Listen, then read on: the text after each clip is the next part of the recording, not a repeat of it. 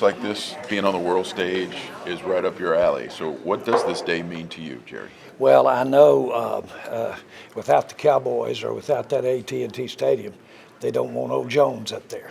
And so I put it in perspective, and it's just really, again, just another moment to feel how fortunate it is.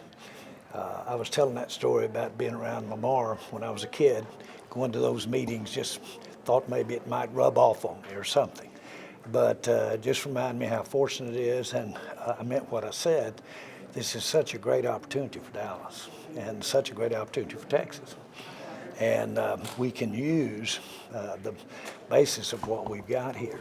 And I have reiterated to Dan, I'll do whatever I possibly can do to help us be successful in having the kind of games we want here. And it's in the best interest of sports, Cowboys, and everybody for us to do that. And we can do it because we've got the stadium and we've got the visibility.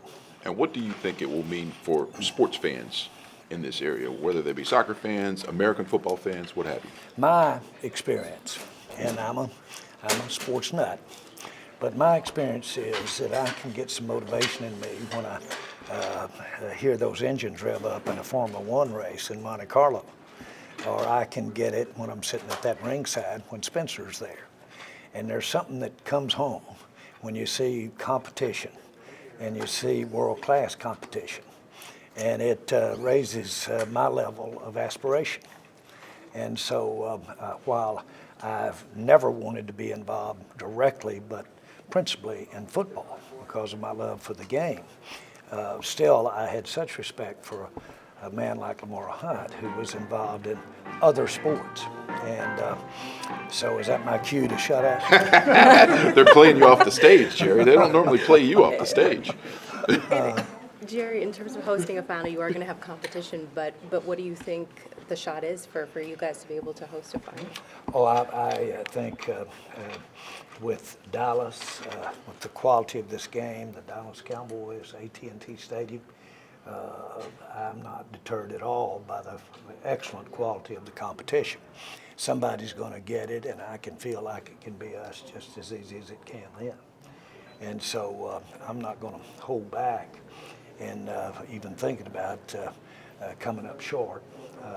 As I said earlier, this stadium was built, and it was built with the bones, the basic bones. It's got 3,000 air-conditioned space. There's not another building like it.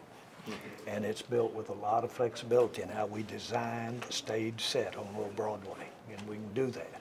And when we do it, we can end up with more seats than anybody can. And so those are the kinds of things that I hope that we impress that, plus just with the ethos of Dallas and our what we are and how we, our mix of people and heritage and all of those things that I think of when I think of soccer. I think we can represent that, and I think we certainly have an appreciation for our great country. We know it's made up of all the people that could possibly be playing and all of the backgrounds that possibly could be playing. And I love to think about that being done at AT&T Stadium. What's your projected amount of fans you think you can get in? Oh, I haven't done that, and I don't want to do that, but more than anybody. Period.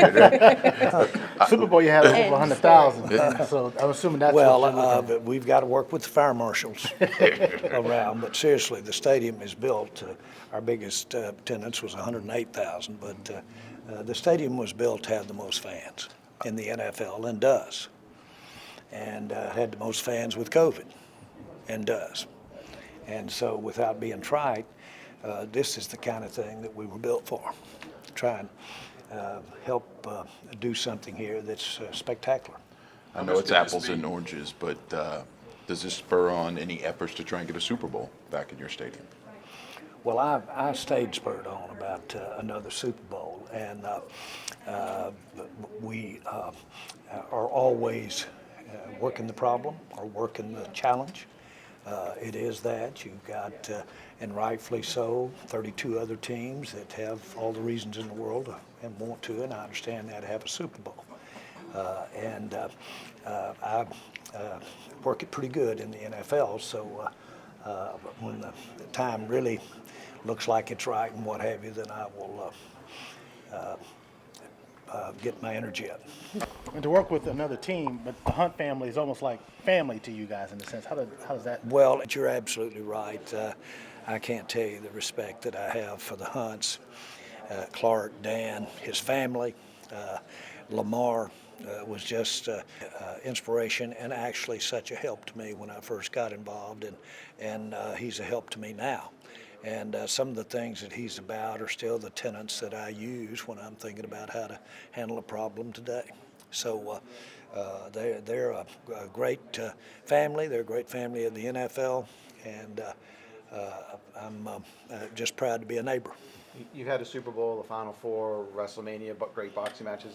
Do you have a World Cup final? What would that mean to you when you look at what you've had at the stadium already? As I said, and I've said 3 or 4 different ways, they've put enough out there for me to try to get it.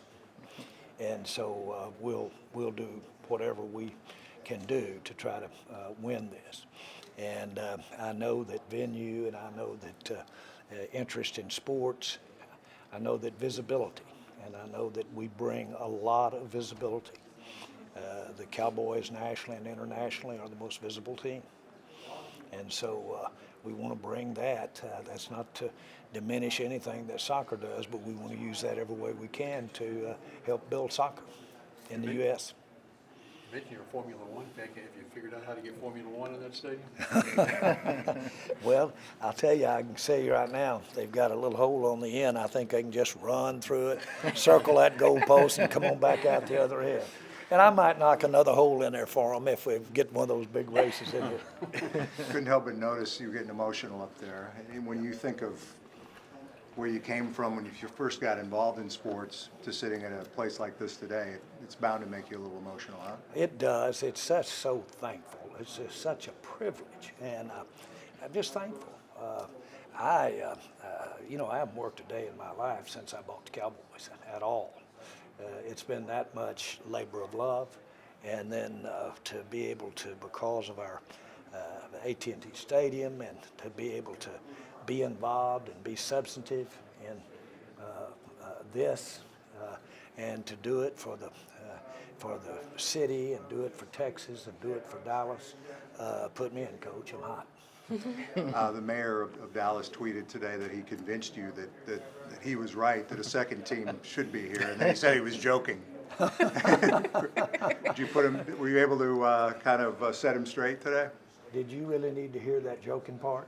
A little slow. No, I didn't set him straight. He's one of my real friends, and he didn't get in Harvard and get that Harvard degree by not being smart, and he knows how much the Cowboys can impact positively what we're about in Dallas, and knows the worldwide interest. So he's got all of that down, and that's why that I'm sure looking for votes that he opens everything up with Dallas Cowboys.